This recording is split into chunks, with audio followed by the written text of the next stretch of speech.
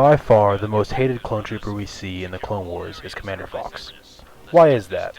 Well, most Clone Wars fans will tell you through tears that oh, he killed Fives. Well, I'm going to explain to you why Fox was 100% justified to shoot Fives. And no, I don't think that Fives deserved to die, but I also don't think that Commander Fox deserves any of the hate that he receives. When we look at the scene where Fives dies, we see General Anakin Skywalker and Captain Rex trapped inside of a ray shield. We see Fives standing next to them with a blaster on the table next to him. Then, entering the room, we see Commander Fox along with some shock troopers storming in. Now I know this is probably hard for most Fox haters, but for just a second, try to imagine yourself as Commander Fox in this situation, or as any of the shock troopers really. You have a clone with a gun next to him standing in front of you, who you believe is insane, who you heard tried to kill the Chancellor, and was actively holding a Jedi General and a high-ranking clone captive, who was clearly distressed and likely insane and beyond negotiating with. All while he's reaching for a gun, getting ready to aim and presumably shoot you and your men. Honestly, just because of the fact he's going to try to shoot you, that's enough to just shoot him. Oh, but Fives isn't insane, and he wasn't going to shoot to kill. I know a lot of you are probably thinking that. Okay. Then please explain to me how Fox could have possibly known that. Because he can't. It's impossible for him to know. As the viewers, we know everything that's happened. That's how TV shows work. But Fox isn't a viewer. He's a human character who has no way of knowing the things that we know as the audience. From what Fox knew, he had enough to put together a full story in his head that made sense, giving him no reason at all to question what he had heard. On top of being a clone trooper who was trained to follow orders from birth.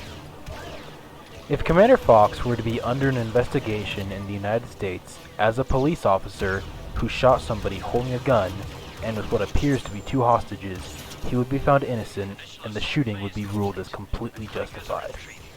But this isn't the only reason that he was not wrong for shooting Fives.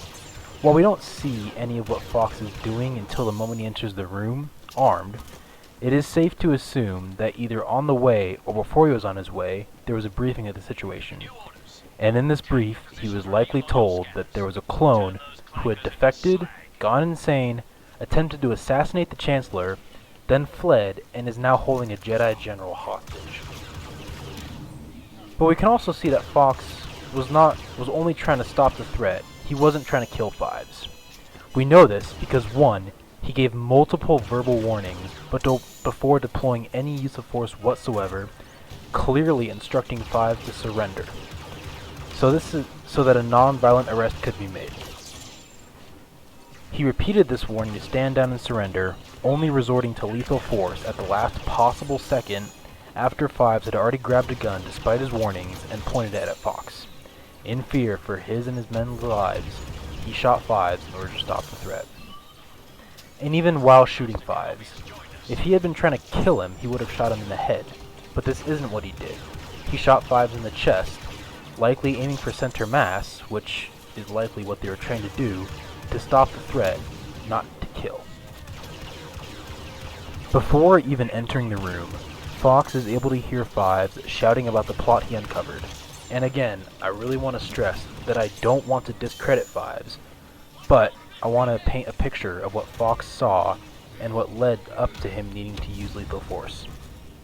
Upon Fox announcing his presence and commanding Fives to surrender, Fives used aggressive body language and had aggressive facial expressions. This let Fox know that he's not dealing with someone who's in a reasonable state of mind. After this, Fives reaches for his gun, and Fox is forced to respond with that same level of force. Well, why didn't Fox set his gun to stun?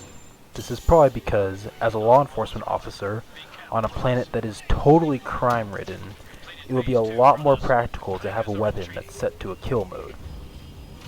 We don't know how much about how stun works in Star Wars and how effective it is, but I would imagine that it's similar to real-life tasers, and how they don't always work. And because of this, real-world police officers only use them in situations when there is a threat that can use lethal force, if there's another officer on scene with lethal cover ready. There's also the argument that Palpatine told Fox to kill Fives, but I don't really think this is the case because of how lenient we see Fox being with Fives when he first enters. I think that if Palpatine had told him to kill him, he probably would have entered and shot him right away, instead of giving him warnings like we see. And even if you think Fives would have used stun in his gun, how the hell is Fox supposed to know that? And he couldn't know, and it's better to assume that the person that has a gun is going to try and kill you instead of being less lethal. And it doesn't even make sense for such a high-ranking clone, or even just a patrol officer in general on Coruscant, to have their gun set to stun as the default setting. Another brain-dead take that I hear is that Thorn is supposedly better than Fox. This is so stupid.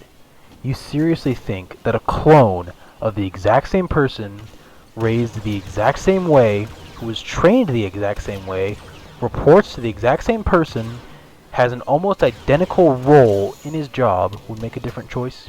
No. He would have shot Fives in the exact same way. This argument doesn't even deserve to be talked about more than that. Well, what about the other appearances of Fox? Where else is he supposedly a bad commander? His first appearance, he successfully arrests Zero the Hutt and rescues Padme. And even if he did come in shooting when he probably shouldn't have and did some unnecessary flips, it went smooth overall.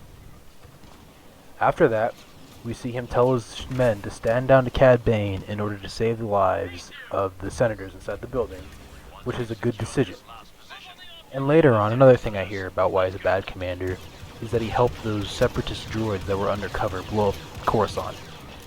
But if you think about it, why would he have possibly thought that cleaning droids on their way to clean would have been a separatist attack on one of the best guarded planets in the galaxy? He had no reason to assume that. And later on, when he assumed that Ahsoka is the one that killed the shock troopers, I mean, who wouldn't come to that conclusion? You see two clones who just got killed with a lightsaber, and you know that there's a fugitive on the way who has a lightsaber. There is no reason for anyone who's either older than 8 years old or has an IQ above 80 to hate Fox. He is a clone who ultimately, even if he's cold and unfriendly, does his job very well and is a very rational and reasonable person. And I just want to clarify at the end that I don't hate anybody or have any bad feelings for any real people. I mean, this is all obviously just Star Wars. It hasn't even happened in real life. I get passionate about things in Star Wars, how I feel, but just want to clarify, no hard feelings towards anybody, and thank you everybody for watching the video.